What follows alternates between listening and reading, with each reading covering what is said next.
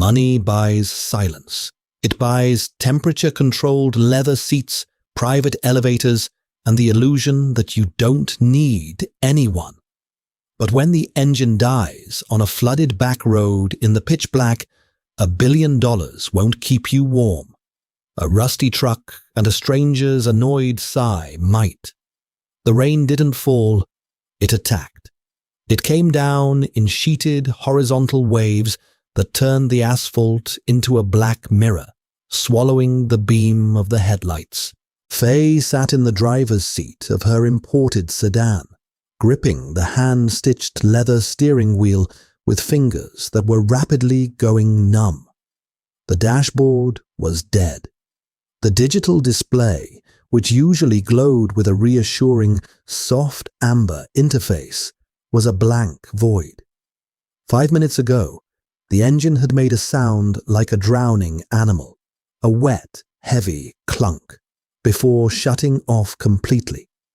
She tapped her phone screen again. No service, just the mocking, empty triangle in the top right corner. She was 30 miles outside the city, having taken a detour to avoid a pileup on the interstate after a grueling 12-hour site inspection for a new logistics hub. It was supposed to be a shortcut. Now, water was rising up the sides of her tires, inching toward the door seams. Faye exhaled, her breath fogging the cold glass of the window. She hated feeling trapped. She ran a multinational supply chain. She moved thousands of tons of freight across oceans with a signature. Sitting useless in a flooded gully while her $2,000 cashmere coat absorbed the damp chill of the cabin felt entirely unacceptable. She tapped her manicured thumb against the steering wheel. Think. A pair of headlights cut through the deluge in her rearview mirror. They weren't the sharp, piercing LEDs of a modern car, but the dull, yellowish halogen glow of an older vehicle. The vehicle slowed. In the cab of his Ford F-150, Tom wiped a hand over his face, smearing a thin layer of grease and exhaustion across his jaw. His knuckles ached. 14 hours pulling wire and replacing dry-rotted joists in a commercial basement had left him with a dull, throbbing pain at the base of his skull. The truck's heater was blasting, blowing air that smelled faintly of burning dust and old coffee. He saw the hazard lights blinking weakly in the dip of the road ahead. A sleek, low-profile car sitting in 2 feet of muddy water. Don't stop, his brain urged. You're 10 minutes from a hot shower. Mrs. Higgins is charging you by the hour to watch Lily. Keep driving. Tom's foot hovered over the gas pedal. He looked at the stranded car. He looked at the rain hammering his windshield so hard the wipers were useless. He let out a long, ragged sigh that tasted like cheap tobacco and defeat. He downshifted, pulling the heavy truck up behind the drowned sedan. He didn't want to do this. He really didn't. Tom popped his collar, shoved his door open, and stepped into the storm. The cold water instantly soaked through his heavy work boots, freezing his toes. He waded through the calf-deep floodwater, the rain instantly matting his hair to his forehead. He rapped his heavy knuckles against the driver's side window. Inside, Faye flinched. The man outside was a hulking silhouette against the glare of his truck's headlights. He looked drenched, impatient, and large. She cracked the window exactly 2 inches. A gust of freezing wind and a spray of dirty water immediately hit her cheek. "Car's dead," Tom yelled over the roar of the downpour, his voice a flat, gravelly baritone. It wasn't a question. "I need a tow," Faye said, her voice tight, projecting the authority she didn't currently possess. "If you have a signal, I can pay you to call a private service. Tom wiped water from his eyes, squinting at her through the narrow gap. He took in the tailored coat, the pristine interior, the sheer ridiculousness of her request. "Lady, the county just closed the bridge south of here. The creek crested. No tow truck is coming down Route 9 tonight. Your engine is hydro-locked. You're not going anywhere." "Excuse me, but The water's rising," Tom interrupted, pointing a calloused finger down at her door. "In about 20 minutes, it's going to breach your door seals. Your floorboards are going to flood. Then the battery acid is going to mix with the mud. Do you want to be sitting in here when that happens?" Faye looked down. In the darkness, she could barely see the waterline, but she could hear it. A soft, sinister lapping against the metal chassis. She looked back up at the man. His jaw was set. He wasn't looking at her with pity or predatory interest. He looked at her like she was a massive inconvenience. That, oddly, made her trust him slightly more. "What are my options?" she asked, her tone clipping into boardroom efficiency. "You get in the truck," Tom said, stepping back. "I live 10 minutes up the hill in town. You can use my landline to call whoever you need, but you're not getting out of the county tonight. Make a choice. I have a kid waiting at home, and I'm freezing my arse off." Faye hesitated for a fraction of a second. She grabbed her leather tote bag from the passenger seat, pushed the heavy door open against the weight of the water, and stepped out. The cold was instantaneous and brutal. Icy mud swallowed her Prada loafers, rising to her shins. She gasped, her chest seizing. Tom didn't offer his hand, which she appreciated. He simply turned and waded back toward the truck, expecting her to follow. She trudged through the muck, the rain pasting her silk blouse to her skin beneath the heavy, now ruined coat. By the time she reached the passenger side of the truck, she was shivering violently. She yanked the heavy metal door open and hauled herself up into the cab. The door slammed shut with a heavy metallic thud, cutting off the deafening roar of the storm. Faye sat frozen, dripping dirty water onto the cracked grey vinyl of the seat. She clutched her expensive bag to her chest like a shield. The interior of the truck was a sensory assault. It smelled of wet dog, stale French fries, WD-40, and the faint, sweet ghost of a cheap vanilla air freshener hanging off the rearview mirror. Tom got into the driver's seat. He didn't look at her. He reached down, cranked the heat up to maximum, and put the truck in gear. The engine roared, a loud, unrefined mechanical scream, and the tires spun for a moment before finding purchase on the submerged asphalt. They drove in silence. The heat blasting from the vents was dry and dusty, burning Faye's frozen shins while her upper body remained locked in a cold tremble. She stared out the window into the blackness. The wipers slapped back and forth with a rhythmic, squeaking thwack, thwack, thwack, thwack. "I appreciate this," Faye finally said. Her voice sounded thin, stripped of its usual resonance. "Don't mention it," Tom muttered. He kept his eyes locked on the treacherous road. His hands, thick and dusted with dry drywall mud, gripped the steering wheel loosely, but with total control. Faye pulled her useless phone out again. Still nothing. "Is there a hotel in the town?" "A motel," Tom corrected. "The Starlight. But it's in the lower basin. Probably flooded out by now. If it ain't flooded, it's full of line workers who came in for the storm repairs." Faye processed this. "I see. And you have a landline?" "Yeah. I'll need to call my assistant. She can arrange a car from the city." Tom let out a short, humorless puff of air through his nose. "Lady, I just told you. The bridge is gone. The state route is underwater. I don't care if you call the president. Nobody is driving into Oakhaven tonight." Faye felt a sharp spike of irritation. People usually found ways to do the impossible when she paid them enough. But looking at the brutal sheets of water attacking the windshield, the dark, skeletal trees whipping violently in the wind, a cold reality settled in her stomach. Money couldn't fix a washed-out concrete bridge. She shifted uncomfortably. The wet wool of her slacks was clinging to her legs, itching horribly. She glanced sideways at her rescuer. He was wearing a faded canvas work jacket over a thermal shirt.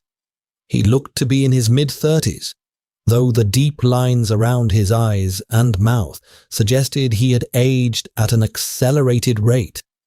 There was a grim set to his mouth. "I'm Faye," she said. It felt necessary to establish her humanity, just in case. "Tom," he replied. He didn't offer a last name. 10 minutes later, the truck groaned up a steep incline and turned into a sprawling, depressing apartment complex. The buildings were blocky and identical, painted a faded tan that looked jaundiced under the yellow glow of the few working streetlights. Tom parked in a spot marked with a faded white 7B. He cut the engine. The sudden absence of the loud motor made the drumming rain sound deafening again. "Second floor," Tom said, grabbing a battered metal lunchbox from the floorboards. "Watch your step on the metal stairs. They get slick." Faye followed him out. The sprint from the truck to the covered stairwell took only seconds, but it was enough to soak her all over again. She trailed behind him as they climbed. The concrete stairs were chipped, pooled with dirty water. A discarded candy wrapper stuck to the iron railing. Faye's lungs burned slightly from the cold air and the climb. She was used to the elliptical machine in a climate-controlled gym, not freezing stairwells in the dead of night. They reached a dented metal door at the end of an open-air walkway. The doormat was a cheap piece of AstroTurf that read, "Wipe your paws." Tom dug a key out of his pocket. He paused, his hand on the knob, and looked back at her. For the first time, he really looked at her. He saw the shivering, the ruined luxury clothes, the pale, tight set of her jaw. "It ain't the Ritz," he warned, his voice low, lacking any apology. "But it's dry." He pushed the door open. The blast of warm air that hit Faye's face smelled intensely of artificial cherry, fried oil, and something distinctly powdery. She stepped over the threshold into a cramped, chaotic living room. The carpet was a drab beige, worn flat in the heavy traffic areas. Against one wall sat a lumpy brown corduroy sofa. On it, an older woman in a pink tracksuit was snoring softly, her head thrown back, a newspaper resting on her chest. On the floor, bathed in the blue light of a tablet with a spiderweb crack across its screen, lay a small girl. "I'm home," Tom said, his loud, raspy voice deliberately cutting through the quiet. The older woman snorted, startling awake. "Oh, Lord, Tommy, you scared the life out of me." She sat up, rubbing her eyes, then squinted at Faye, standing dripping in the doorway. "Who in the good Lord's name is this?" "Car broke down in the dip on Route 9, Tom said, shrugging off his heavy jacket and hanging it on a plastic hook that looked ready to snap. "Bridge is out. She's stuck." The little girl on the floor rolled over. She was small, maybe 6 years old, wearing a faded set of pajamas with cartoon dogs on them. One sock was yellow, the other was blue. Her hair was a wild nest of brown tangles. She stared at Faye. Faye stared back. Faye did not do well with children. They were unpredictable, loud, and immune to logic. "Why is she wet?" the little girl asked. Her voice was shockingly loud for such a small body. "Because it's raining, Lilybug," Tom said. His voice changed completely. The rough, impatient gravel vanished, replaced by a soft, bone-deep warmth that made Faye blink. He crouched down, wincing slightly as his knees popped, and kissed the top of the girl's head. "You give Mrs. Higgins any trouble?" "No," Lily said proudly, revealing a gaping hole where a front tooth used to be. "I ate all the macaroni, even the burnt parts. Good girl." Tom stood up, pulling a worn leather wallet from his back pocket. He handed a few crumpled $20 bills to the older woman. "Thanks for staying late, Martha. Roads are bad. Drive slow." "You too, Tommy. Keep warm, dear," Martha said, eyeing Faye with unabashed curiosity before shuffling out the front door into the storm. The door clicked shut. The apartment suddenly felt incredibly small. Faye stood on the AstroTurf mat inside the door, afraid to step onto the carpet and ruin it with her muddy shoes. A puddle was forming around her feet. She was shivering so hard her teeth were audibly clicking. "Take your shoes off," Tom said, walking past her into the tiny kitchen. He opened a drawer and pulled out a clean, threadbare white towel. "Leave them by the door." Faye complied, stepping out of the ruined leather loafers. She stood in her wet, stockinged feet. Tom walked back and handed her the towel, along with a folded grey t-shirt and a pair of faded flannel sweatpants. "Bathroom is down the hall. Door on the right," he said. "Get out of those wet clothes before you catch pneumonia. My stuff will be huge on you, but it's dry." Faye took the clothes. They smelled like cheap, unscented laundry detergent and clean cotton. "Thank you," she managed to say, her jaw tight.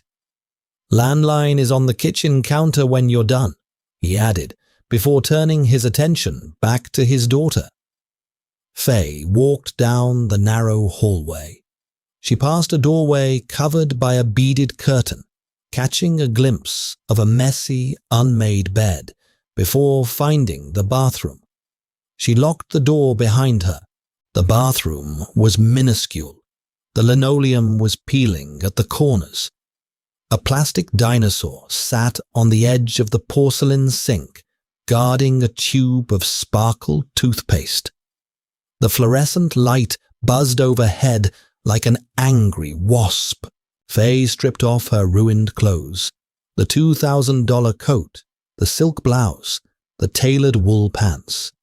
They lay in a soggy, pathetic heap on the floor. She aggressively toweled off her skin, the rough terry cloth scrubbing the cold away. She pulled on Tom's clothes. The t-shirt hung past her thighs. The sweatpants swallowed her, forcing her to roll the waistband down 3 times and cuff the ankles. She looked at herself in the small, water-spotted mirror over the sink. Without her armor, without the sharp tailoring, the expensive perfume that had washed away, the sleek blowout now reduced to a damp, tangled mess. She looked small. She looked entirely ordinary. The realization settled in her chest, heavy and uncomfortable. When she finally emerged, clutching her wet clothes in a ball, she found the living room transformed. Tom had moved the tablet away. Lily was sitting at a small, wobbly laminate dining table. "Put those in the sink. I'll wring them out later," Tom said, pointing to her wet clothes. Faye dropped them in the aluminum kitchen sink. She spotted the beige, corded phone mounted on the wall. She picked it up. A dial tone. She dialed her assistant's number. It rang 4 times before going to voicemail. She dialed her head of security. Voicemail. She hung up, the plastic receiver clattering loudly against the base. "No luck?" Tom asked. He was standing at the stove, heating up what looked like leftover soup in a battered metal pot. "It's 11:30 p.m., Faye said, running a hand through her damp hair. "They're asleep." "You hungry?" "No," Faye lied. Her stomach immediately betrayed her with a loud, hollow rumble. Lily giggled from the table. "Your tummy is loud like a tractor." Faye felt a hot flush of embarrassment hit her cheeks. She turned to the little girl. Lily was holding a half-eaten graham cracker. She reached her small, slightly sticky hand out toward Faye. "You can have half," Lily offered generously. "It got a little smushed in the couch, but it's still good." Faye stared at the crushed cracker resting in the child's palm. A week ago, she had sent back a $150 Wagyu steak because the sear wasn't even. She looked at the cracker. Then she looked at Tom, who was watching her from the stove with a quiet, unreadable expression. He wasn't going to step in. He was waiting to see what she would do. Faye took a breath, stepped forward, and took the broken piece of graham cracker. The texture was slightly stale. "Thank you," Faye said softly, and took a bite. It tasted like cardboard and sugar. It was the best thing she had eaten all day. The soup came in a chipped ceramic bowl that felt dangerously hot against Faye's cold fingers.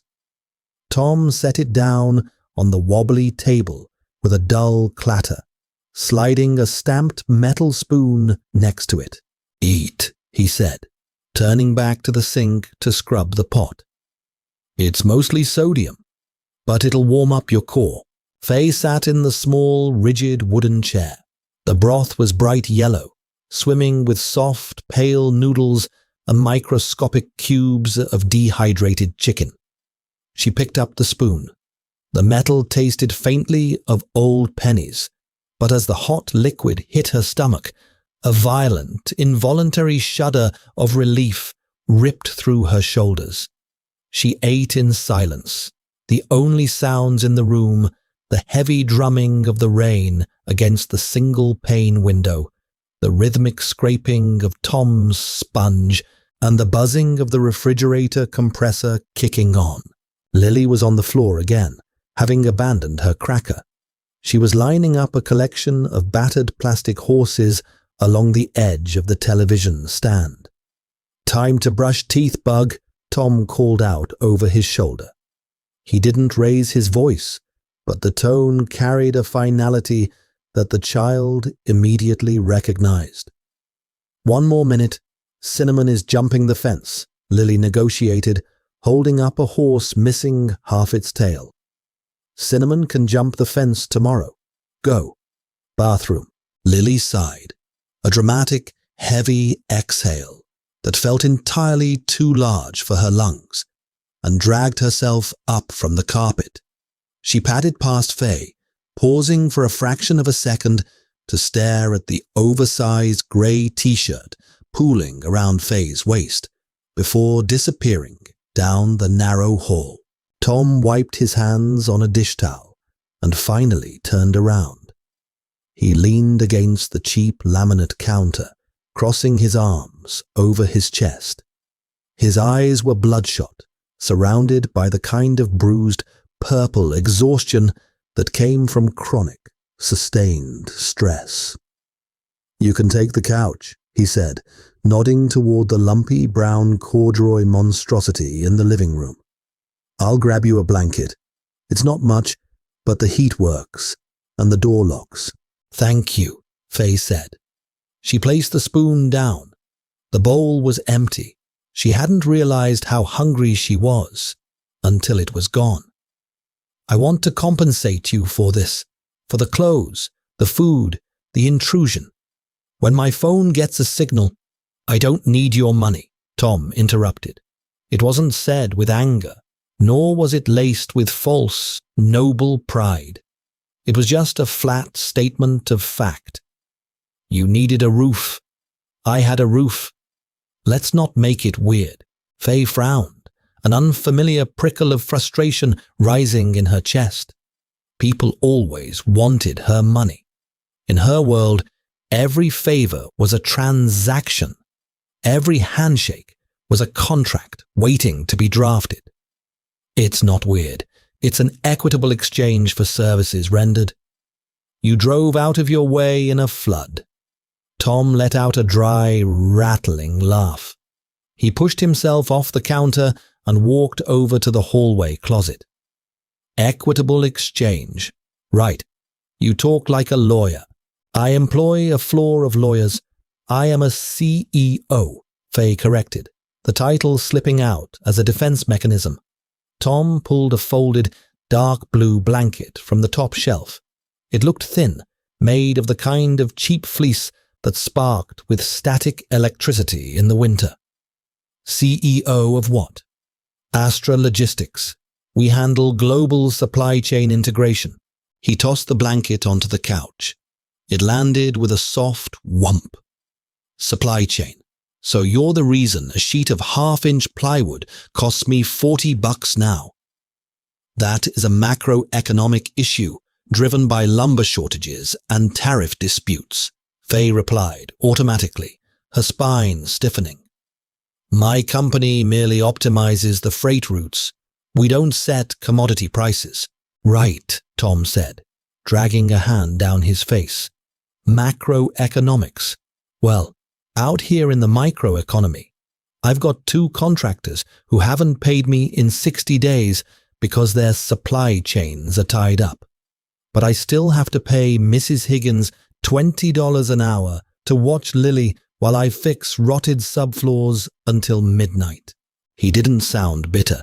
He sounded completely, terrifyingly resigned. It was the sound of a man who was treading water in the middle of the ocean, knowing there was no boat coming. Faye looked at his hands. They were thick, calloused, and stained with something dark around the cuticles that soap couldn't reach. A fresh, angry red scrape ran across his knuckles. Her mind, heavily conditioned to categorize assets and liabilities, involuntarily inventoried the room, mapping the stark reality of his life against her own. The floor, peeling linoleum versus her imported Italian marble. The technology, a cracked generation-old tablet versus her synchronized suite of biometric devices. The safety net, a crumpled pile of $20 bills handed to a babysitter versus her diversified offshore trust funds. The immediate threat, missing a paycheck and losing the apartment versus an irritating delay in her quarterly earning report. I can't control the lumber market, Faye said quietly. The boardroom edge had vanished from her voice. I know, Tom said. He looked at her, his expression softening just a fraction. The defensive hostility melted away, leaving only exhaustion. I'm just tired, Faye. It's been a long week. The couch pulls out into a bed, but the mattress is shot. You're better off just sleeping on the cushions. He walked down the hall to check on Lily. A moment later, Faye heard the sound of running water, the low murmur of his voice, and a high-pitched giggle. She stood up and walked over to the couch. The corduroy was rough under her fingertips. She sat down, sinking immediately into a deep, sagging depression in the middle cushion. It smelled faintly of stale corn chips and cheap detergent. 15 minutes later, Tom emerged from the hallway. He had changed into a clean pair of athletic shorts and a faded grey undershirt. Without the heavy canvas jacket, he looked leaner. the musculature in his arms standing out in sharp, corded relief. "She's out," he murmured, switching off the overhead kitchen light. The apartment plunged into shadow, illuminated only by the sickly yellow glow of the street lamp filtering through the blinds. "If you need anything, my door is the one at the end of the hall." "Tom," Faye said, stopping him before he turned away. He paused, looking back at her in the dim light. "Why did you stop?" "On the road." She genuinely needed to know. The risk calculation made no sense. He had been tired, on his way home to his daughter, and she was a stranger in a broken-down luxury car. Tom leaned against the doorframe. He was quiet for a long time. The wind rattled the loose window frame in the kitchen. "My wife," he finally said, his voice dropping an octave, losing its gravelly edge. 3 years ago, she got a flat tire on the interstate down by the county line. It was raining. Not this bad, but bad enough. She pulled over onto the shoulder. He swallowed hard, the muscles in his throat working. A guy in a commercial box truck hydroplaned. He didn't see her hazard lights in time. Faye felt the breath leave her lungs. The air in the tiny apartment suddenly felt heavy, suffocating. "Nobody stopped for her before it happened," Tom continued, his eyes focused on a stain on the carpet near Faye's bare feet. "A dozen cars passed her. Everybody thought, someone else will do it. I'm too busy. It's too wet." He looked up, his gaze locking onto hers. It was intense, unblinking, and entirely devoid of self-pity. "So, I don't drive past broken-down cars. Not ever." He didn't wait for a response. He just nodded once, turned, and disappeared through the beaded curtain. Faye sat alone in the dark. The silence of the apartment was loud. The refrigerator hummed its abrasive, rattling tune. The pipes in the walls groaned and clanked every time the wind shifted the old building. Above her, heavy footsteps thumped as the upstairs neighbor walked across their floor. It was a far cry from her penthouse, where the climate control was silent, the walls were soundproofed, and the only noise was the faint, white noise hum of the city hundreds of feet below. Down here, life was loud. It vibrated. It intruded. She pulled the thin, static-laced fleece blanket over her shoulders and lay down on the corduroy cushions. The springs dug aggressively into her hip and shoulder. She adjusted, rolling onto her back, staring at the water stains on the popcorn ceiling. For the first time in 10 years, Faye wasn't thinking about profit margins, shareholder meetings, or hostile acquisitions. She lay in the dark, listening to the rain, thinking about a crushed graham cracker, a cracked plastic horse, and the brutal, unforgiving mathematics of a world where a flat tire could end a life, while $1 billion sat useless in a flooded ditch. She didn't sleep. She just existed, for hours, in the uncomfortable, hyper-real texture of someone else's reality. The storm didn't end so much as it surrendered. Faye knew because the violent drumming on the window glass had gradually faded into a slow, metallic drip, hitting the aluminum casing of the window AC unit. Then came the light. It wasn't a sunrise. It was a weak, bruised grey that bled through the cheap plastic blinds, painting the faded beige carpet in dull, dusty stripes. She tried to sit up. Her spine felt like it had been welded together. Every vertebra popped in loud, dry succession as she peeled her cheek off the rough corduroy. The fabric had left an itchy, textured grid pressed into her skin. From the kitchen, the smell of coffee permeated the damp air.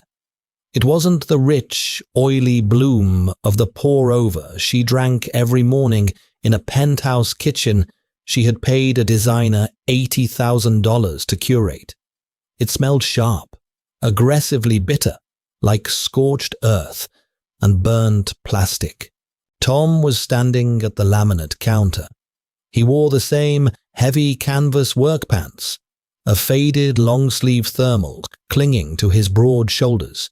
He was pouring a pitch-black liquid from a glass carafe into a dented steel thermos. "Morning," he rasped. He didn't turn around. "Morning." Faye's voice was a dry croak. She cleared her throat, tasting stale graham cracker on her tongue. "Clean mug is by the sink. Sugar's in the yellow tin. Milk's in the fridge, but smell it first." "Might have turned yesterday." Faye stood, hiking the oversized sweatpants up by the drawstring. She walked into the kitchen, the linoleum cold against her bare, stockinged feet. In the harsh, flat morning light, the apartment looked utterly exhausted. She found a ceramic mug bearing the faded logo of a local hardware store. She poured the coffee, skipping the milk. She took a sip. It was brutal, hot, acidic, tasting faintly of copper and burnt dirt. She drank half of it in one swallow, craving the caffeine jolt. "Rough night?" Tom asked, finally leaning back against the counter, wrapping his large hands around his own mug. "The couch has structural issues," Faye said dryly. The corner of Tom's mouth twitched. "That's one way to put it." Then the silence shattered. A loud, electronic marimba ringtone violently pierced the quiet apartment. Faye flinched. The sound was coming from her ruined, waterlogged leather tote slumped by the front door. She set her mug down on the counter with a heavy clack and crossed the room, digging her hands into the damp interior. She pulled out the phone. The glass screen had spiderwebbed when she dropped it in the muddy footwell last night, but the mocking "no service" triangle was gone. The battery was at 8%, and she had 3 bars of 5G. The screen was a frantic, glowing waterfall of red. 72 missed calls, a barrage of urgent emails. Reality had found her. She swiped a notification and answered the incoming call. "Faye." The voice was shrill, panicked, and painfully loud. It was her executive assistant, Morgan. Oh my God. The tracker in the car went offline at 10:45. State police said the bridge washed out. I've been trying to secure a helicopter. "Morgan, stop." Faye's voice dropped automatically into her boardroom register. The transition was instantaneous and visceral. The posture that had been hunched over a cheap cup of coffee straightened, her spine aligned. The vulnerability of the night vanished, replaced by cold, precise authority. Tom watched her from the kitchen. He saw the armor snap back into place. "I am perfectly fine," Faye continued, pacing a tight circle on the carpet. "I'm in Oak Haven, an apartment complex. The car is submerged on Route 9. It's a total loss." "The highway reopened 20 minutes ago," Morgan gasped. "I have a private security detail and a town car 10 minutes away. I'm tracking your phone's GPS. Have legal draft a non-disclosure and a liability waiver for the vehicle recovery," Faye ordered, her mind instantly cataloging the next 12 hours of damage control. "Cancel my morning meetings. I need a shower." She ended the call. The phone felt unnaturally hot against her palm. She looked at Tom. "Your people found you," he stated quietly. "Yes, a car is coming." Before the silence could settle again, rapid footsteps slapped against the hallway floor. Lily burst into the living room, a tiny, chaotic force of nature. She wore a purple tutu over mismatched pajama pants and a t-shirt featuring a faded cartoon dog. "Dad, the red marker died. Cinnamon can't have apples," she announced loudly, waving a dried-out Crayola. She stopped short, spotting Faye holding the phone. "You're still here," Lily observed, tilting her head. "I am," Faye said. The boardroom edge melted off her tongue. She found herself acutely aware of the sheer vertical distance between them. She crouched down, her knees popping again in the quieter room. "But I have to leave soon." Lily stepped closer. "Are you going back to your loud tummy house?" A sharp, genuine laugh caught in Faye's throat. It felt entirely foreign. "Yes, I am." "Okay," Lily said indifferently. She dug a small hand into the pocket of her pajama pants and pulled out a tiny, crumpled foil sphere. "Here, so your tummy doesn't yell on the ride." Faye stared at the offering. It was a crushed chocolate egg, the cheap kind sold in bulk bins at pharmacies. It was warm from the child's pocket. In a world where people routinely gifted her $1,000 bottles of wine to secure 5 minutes of her time, this crushed 5-cent candy felt impossibly heavy. She reached out and took it with careful, deliberate fingers. "Thank you, Lily." Tom cleared his throat, breaking the spell. He pulled his heavy work jacket off the plastic hook by the door. "I gotta get her down to Mrs. Higgins and get to the job site. You can wait here. Just pull the door shut when you leave. It locks itself." He was dismissing her. The transaction of survival was concluded. Faye stood up. She looked at her ruined, muddy clothes piled in the aluminum sink. She looked at her waterlogged, imported loafers. "I'm keeping the sweatpants," she said. Tom paused, his hand gripping the brass doorknob. He looked at the ridiculous, baggy silhouette she cut in his clothes. "They fit you better anyway." Faye opened her damp purse. She didn't reach for her cash clip. That would be an insult.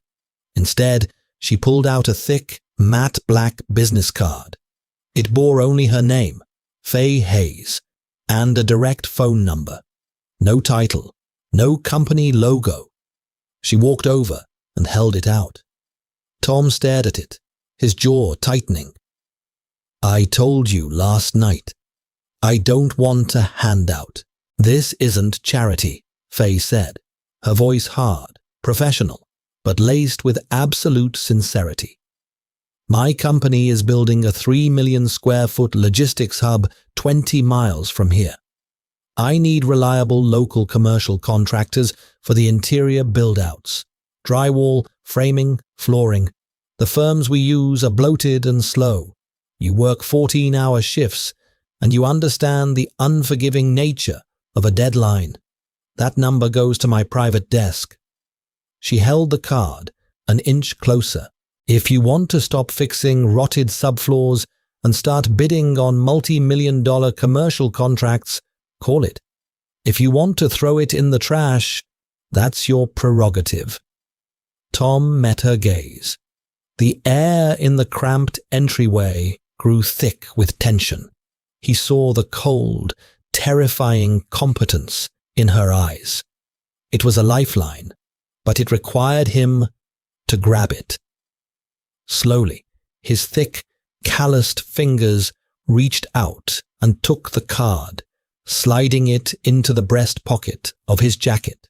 "Have a safe ride back, Faye," he said softly. "Drive safe on the wet roads, Tom." He ushered Lily out onto the concrete walkway. The heavy metal door swung shut, latching with a hollow, definitive click. Faye was alone. 15 minutes later, a massive, pristine black SUV crunched into the gravel lot. The driver, wearing a sharp charcoal suit, stepped into the puddles, his eyes scanning the dilapidated buildings with poorly concealed disdain. He climbed the stairs and knocked on door 7B. Faye opened it. She wore the oversized grey t-shirt, the cuffed flannel sweatpants, and had shoved her bare feet into the ruined Prada loafers. Her hair was a tangled, damp knot. The driver's eyes widened slightly, but his training held. "Ms. Hayes, the car is heated. We have a change of clothes and hot tea waiting inside." "Just drive," Faye said, walking past him. She climbed into the cavernous back seat. The heavy door thudded shut, sealing her in a soundproof vault of climate-controlled luxury. The air smelled of expensive leather detailing spray and absolute silence. It was perfect. It was sterile. As the massive vehicle glided out of the parking lot, navigating the deep potholes with smooth, hydraulic precision, Faye looked down at her hands. In her right palm, resting against the cheap, pilled fleece of a stranger's sweatpants, was the crushed, foil-wrapped chocolate egg. She didn't eat it. She just closed her fingers around it, letting the heat of her hand slowly melt the edges, while the steel and glass skyline of her world rose in the distance, looking much colder than she remembered. The Escalade's cabin was silent and perfectly temperature-controlled. Yet, as Faye stared at the towering glass skyline approaching in the distance, the sterile perfection of her billion-dollar empire felt distinctly hollow. She uncurled her fingers, feeling the lingering warmth of the cheap, crushed foil egg resting in her palm. True wealth isn't measured by what you accumulate in a bank account, but by who opens their door when your storm breaks. If this story of unexpected family and raw human connection moved you, hit the like button. Share it with someone who needs a reminder of what truly matters, and subscribe for more grounded stories.